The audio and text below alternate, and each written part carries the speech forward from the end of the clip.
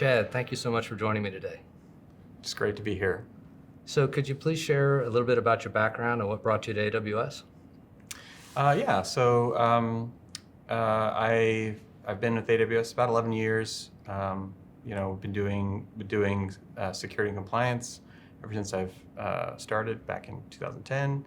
And I came from EY, where we did a lot of security consulting, a lot of business continuity consulting, and that background was really good to help me doing what I am today, and that is security compliance for AWS.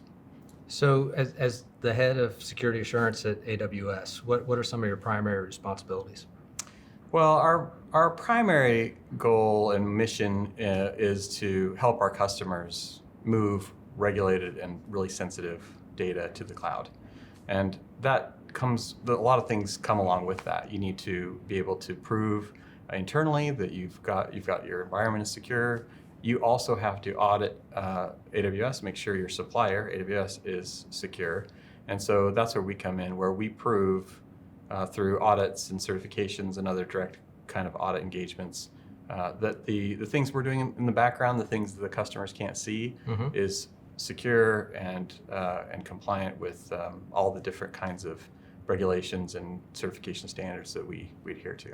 So you have internal teams, internal compliance teams, making sure that AWS services meet a certain bar. I imagine you also work with external third-party auditors and regulators? Yeah. So that's most of our work is related to the external engagement with external auditors, regulators, regulator examiners, and customers that are also performing audits on AWS, doing their own due diligence on us. So in the security world, as from a broad lens, it's very difficult to find talented security people, hire them, train them, and then retain them. Yep. I imagine it's the same case with security assurance and compliance professionals. You would be right, yes. Can you talk through a little bit how you sort of ramp someone up, so a new hire, and then how do you keep them engaged, and how do you make security assurance a place that people want to work? Yeah. I'll step back a little bit and say that, the difficulty of hiring really good technical security people today is that we're competing against some pretty amazing externally facing services. Mm-hmm. And we're all trying to kind of hire the kind of the same people, like developers and system designers and things like that. We have to compete, and a lot of times, in our world, when you've done a really good job, nothing happens, right? Sure. there's no breach, there's no escalation, right. Just nothing happens. And so, but when you do something really good in the services, something happens. Right. They get release a product, everyone's excited. There's revenue, there's customer engagement on the. Sure. And so so we're kind of competing against that. But what we have, security professionals have, is there's an aspect of really being good, not corporate citizens. It's really being a good contributor to the overall good of the security of the entire industry. Right. And so there's an aspect of that where what we're doing here, we're developing internal processes that we externalize, internal services that we externalize, helping the entirety of all of our customer base to do security and compliance better. And so there's that aspect of it, and those kind of people who really value that or do really well on our team and really love working compliance. Yeah, nobody is in college thinking, I want to be an auditor, I want to be a compliance engineer. Nobody really says that, but when they come on our team and they really kind of catch the vision of what we're doing and how we're helping customers, it is a very, very broad value proposition to all of our customer base, and not just those using particular services. So there's that, and that's one thing that we have where we kind of develop that. So when we hire people, often we don't hire those with traditional compliance backgrounds, maybe because it's that traditional animosity that they have maybe with the service teams or Sure. with developers. we don't really want that. We want to get away from that. So there's not very many people. There are some, and some very passionate people about doing this right and scaling. But traditionally, they might not be as technical, and therefore it's not a great fit in our org. But when we get those that are they kind of need two Amazon leadership principles to do well. Number one is the learn and be curious. They need to be able to be curious and get into the workflow of the developers to understand what tools they're using. Like I said, Right.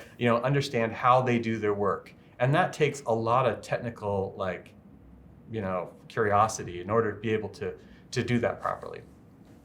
And so the second leadership principle kind of they need is to invent and simplify, because we are doing things and we are inventing ways to do compliance that nobody's ever done before.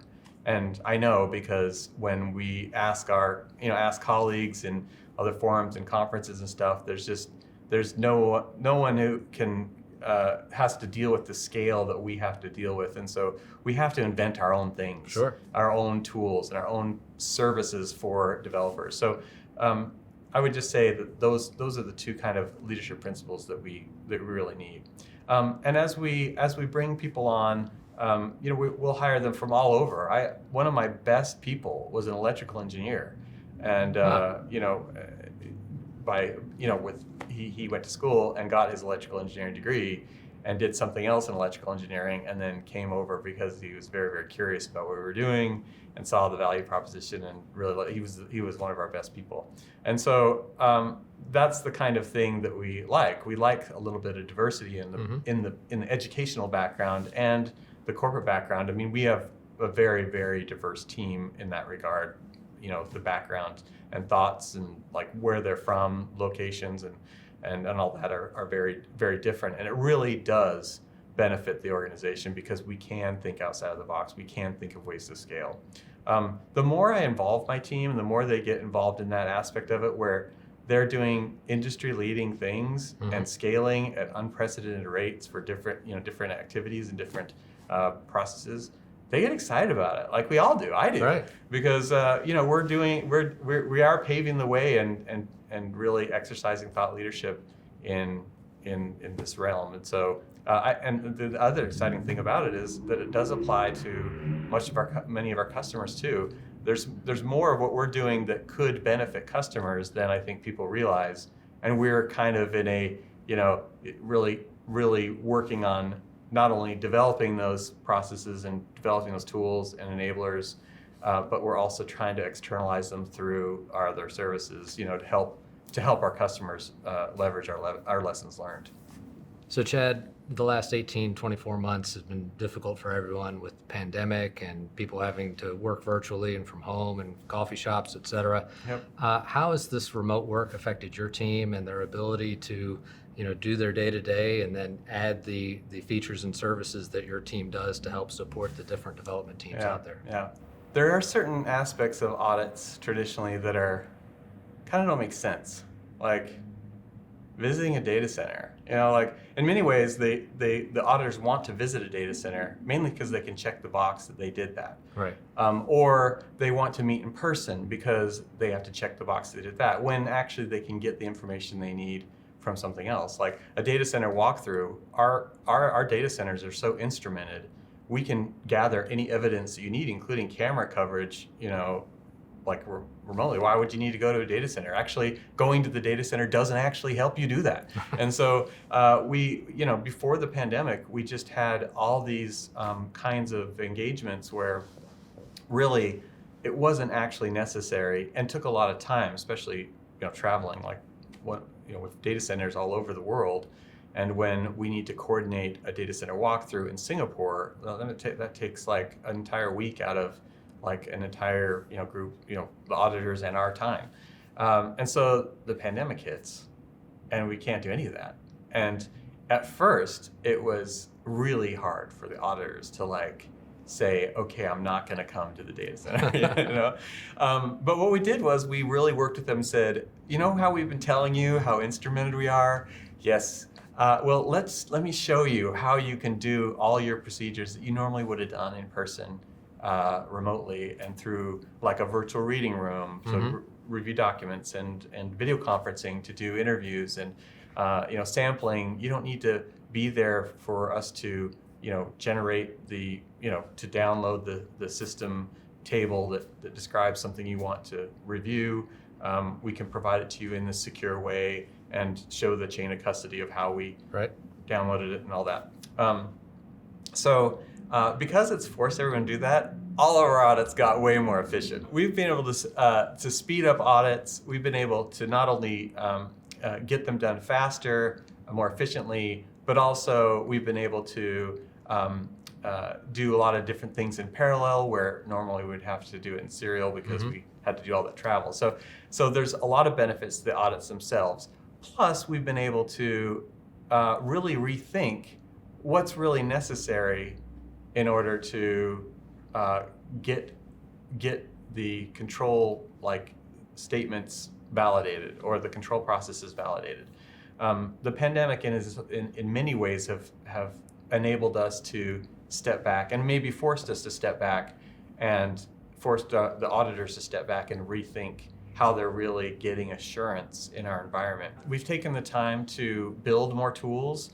We have different ways to show, like I said, a data center walkthrough. There's a virtual data center walkthrough tour now.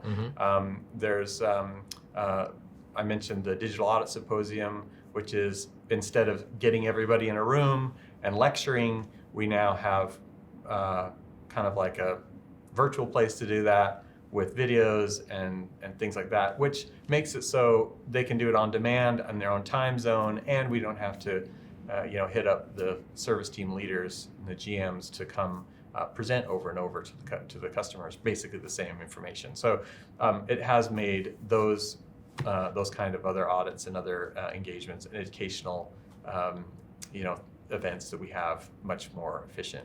So it almost sounds like auditing as a service.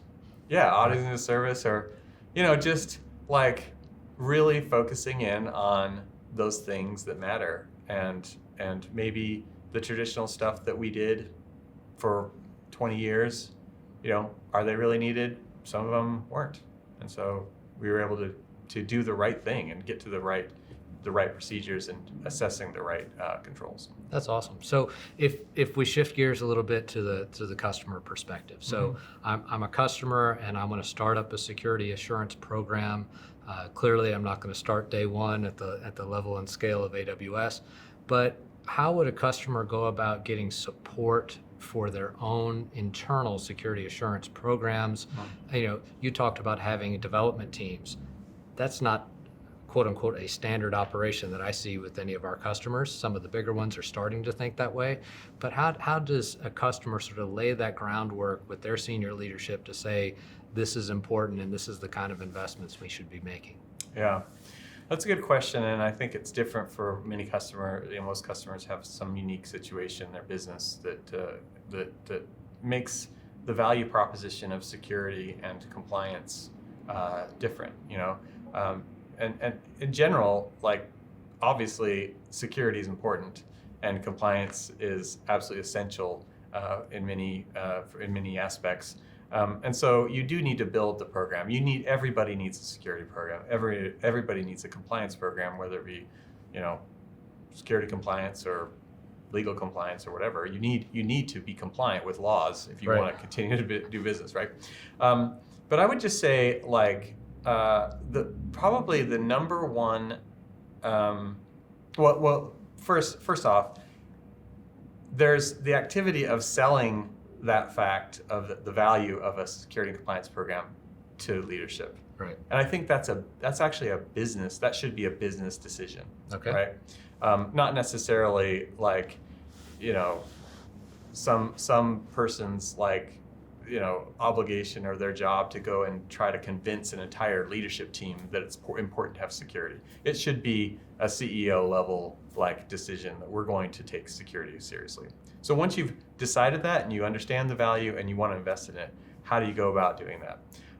I would just say that as we were talking a little bit about understanding the real processes of, in our case, the developers.